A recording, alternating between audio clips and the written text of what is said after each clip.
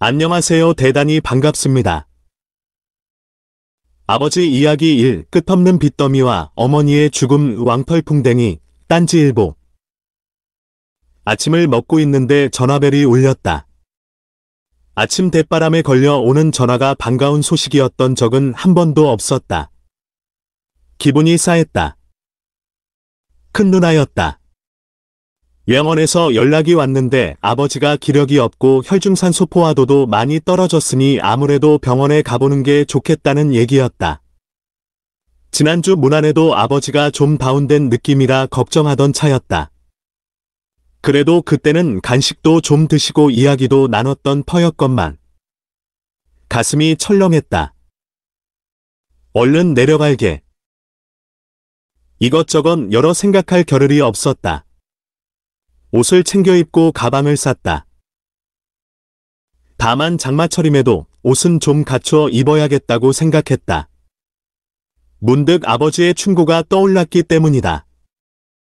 옷차림이 첫인상을 좌우하니 은행이나 병원, 관공서 같은 곳에 갈 땐 가급적 신경 써서 입으라고 이르고는 하셨다. 아버지는 아무리 가까운 집 앞이라도 언제나 겉옷까지 챙겨 입고 나가셨다. 혹시 몰라 노트북 어댑터, 가름옷, 며칠치 천식약도 챙겼다. 채비를 마치고도 어쩐 일인지 발걸음이 떨어지지 않았다. 마음은 급한데 자꾸만 물을 마시고 약장을 뒤지고 가방을 열었다 닫기를 반복하며 머뭇거렸다. 이상하게 무엇이 두려운지도 모르고 두려웠다. 잔뜩 찌푸린 장마철 하늘은 우산으로 쿡 찌르면 금방이라도 뚝뚝 눈물을 쏟을 것 같았다. 고속도로를 달리는 내내 이런저런 기억이 파도처럼 밀려왔다. 든든했던 사람. 초등학생 시절 자전거를 타고 이 동네 놀이터에 놀러 가곤 했다. 친구네 집 바로 앞에 그 놀이터가 있었고 우리 동네와는 달리 넓은 모래밭이 있어 땅을 파고 놀기 좋았다. 어느 날 그 놀이터에 갔다가 처음 보는 형들에게 한쪽 구석에서 둘러싸여 있는 친구를 발견했다.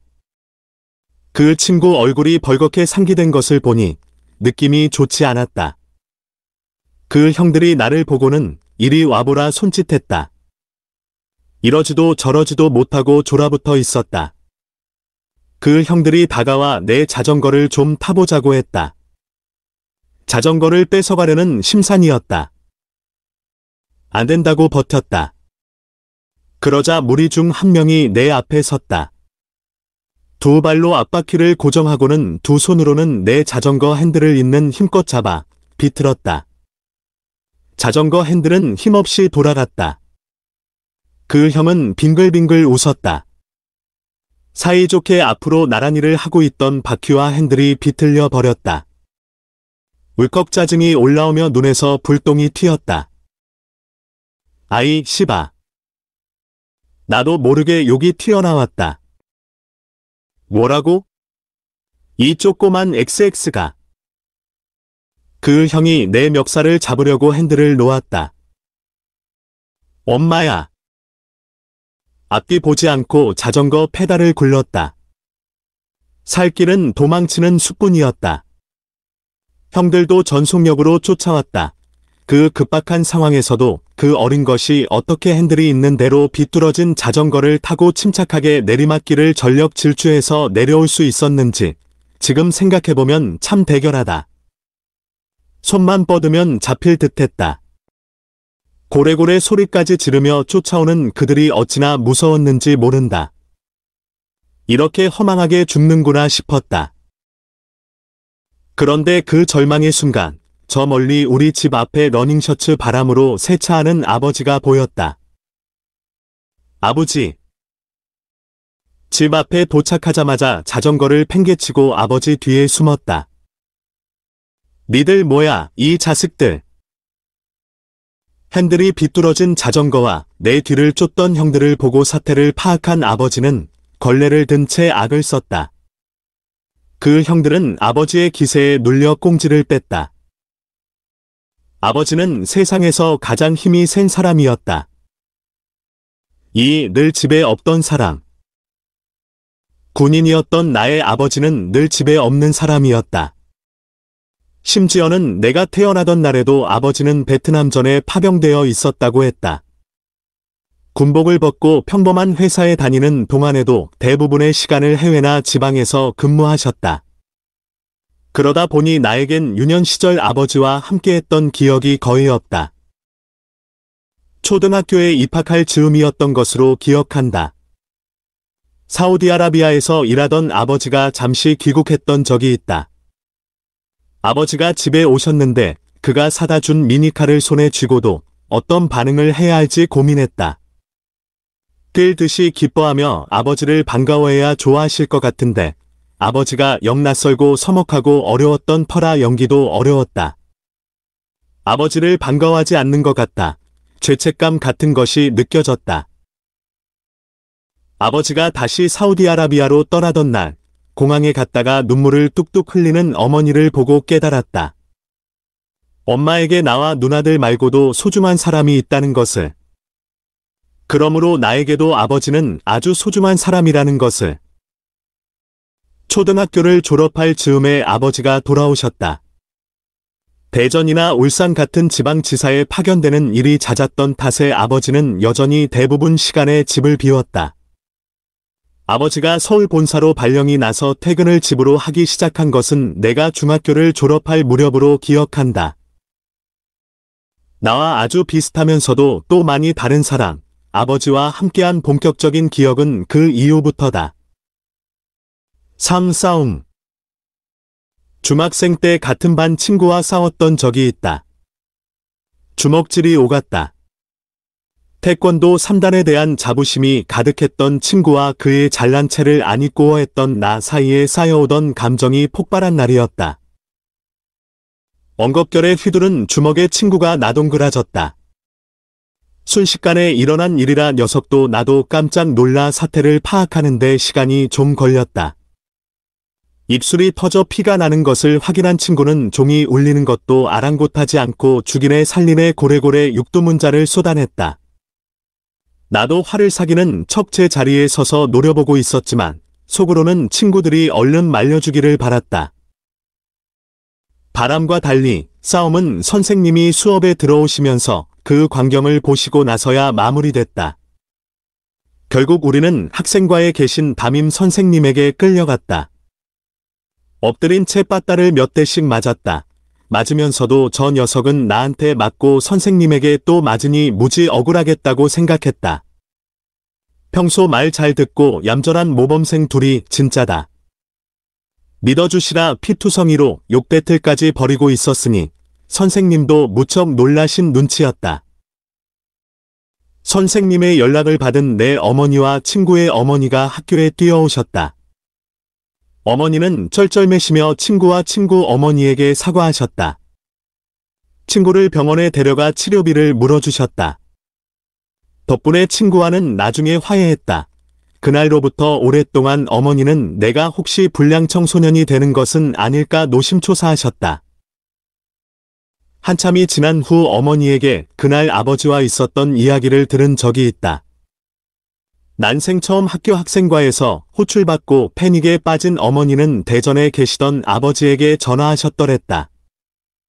처음엔 아버지도 깜짝 놀랐다. 언제 그랬냐고, 어디가 얼마나 다쳤냐고, 얌전한 애가 뭐 때문에 싸웠냐고, 지금 애 어느 병원에 있냐고 대답할 틈도 없이 어머니를 다그치셨단다. 그게 얘가 맞은 게 아니라 때렸다고, 그래서 학생과에 잡혀있다고, 보호자는 학교로 오란다는데 당신이 가보겠냐고 어머니는 말씀하셨다. 아버지는 그래. 그럼 치료비 잘 물어줘야겠네. 얼른 학교 다녀와 봐. 나는 바빠서. 하고 끊으시더라는 것이었다. 주말에 아버지가 올라오시면 크게 혼날 줄 알았다. 그런데 그 일로 아버지에게 크게 꾸지람을 듣지는 않았다. 주먹 먼저 쓰는 것 아니라고, 화가 나면 차라리 그 자리를 피하는 것이 낫다고 당부만 하셨을 뿐이었다. 4. 미숙했던 사랑. 아버지에게 어리광을 부려본 기억이 없다. 유년 시절 아버지와 많은 시간을 함께하지 못했던 탓이 크다. 아버지는 그저 어려운 사람이었고 살가운 말 한마디 할 줄 모르는 무뚝뚝한 사람이었다. 그런 아버지가 나에게 자주 해주던 이야기가 있었다. 하루에 영어 10문장씩만 외워보면 어느 날 나도 모르게 유창한 영어가 술술 나오게 될 것이라거나 한 발 앞서 생각하고 노력해야만 쓸모있는 사람이 될 수 있다거나 의지가 강한 사람이 되어야 뭐든 이룰 수 있다거나 하는 등속의 이야기였다. 자기계발서에서 볼 법한 내용들이었다. 막내 아들이며 장남인 나는 열심히 힘을 키워 아버지를 이어 엄마와 누나들을 돌보는 집안의 기둥이 되어야 한다는 당부도 을에 덧붙였다. 나는 아버지가 생각하는 바람직한 사람이 되어야 한다고 느꼈다. 건전하고 큰 꿈을 꾸는 언제나 진지하고 성실한 사람이어야 했다. 넣고 싶은 것, 갖고 싶은 것, 하고 싶은 것 혹은 이성 친구 같은 것들은 사소하고 사사로운 이야기라고 여겨 그에게 할 수 없었다. 그렇게 둘은 말 없는 부자 관계가 신압으로 되어갔다. 여기에 대입 실패는 결정타였다. 그의 기대에 부응하지 못했다는 생각이 컸다. 아버지를 더 어려워했고 대화는 더 줄어들었으며 둘 사이는 더 멀어졌다. 그런데 이제와 돌아보니 아버지도 처음 해보는 아버지 노릇에 단지 미숙했을 뿐이었다. 아이를 키워보니 그렇더라. 아이들이 커갈수록 무슨 말로 어떻게 다가가야 할지 나도 잘 모르겠더라. 차라리 어릴 때는 간지럽히며 다짜고짜 장난이라도 치겠지만 그 과정을 훌쩍 지나 청소년이 되어 만난 아들에게 아버지는 어떻게 자기의 마음을 표현할 수 있었을까? 뒤늦게 육아에 참여한 아버지도 고민했을 터이다. 그가 수없이 반복했던 세바시 강연 같은 이야기들도 그 고민으로부터 나름대로 찾아낸 선책이었으리다. 무모했던 사람. 회사에서 정년 퇴임하고 아버지는 사업을 시작했다. 군인이랑 선생님 돈은 남의 것이라고 했던 말, 진짜였다. 어찌 그리 많은 사람이 끊임없이 찾아와 돈을 빌리고 사업 제의를 해댔는지 놀라울 정도였다.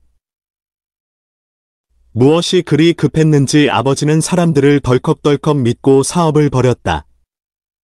온 가족이 아무리 뜯어말려도 소용없었다. 이번이 마지막이라며 시도했던 끊임없는 도전은 고스란히 끊임없는 실패로 이어졌다. 급기야 절대 그럴 일 없을 사람이라며 서주셨던 몇 번의 연대보증에 두 분이 평생 어렵게 장만한 집마저 날려버리게 되었다. 무모함의 대가는 컸다. 남은 것은 빚과 시름뿐이었다. 가족들이 살 집은커녕 생계유지를 위해 끌어올 빚도 더는 없었다.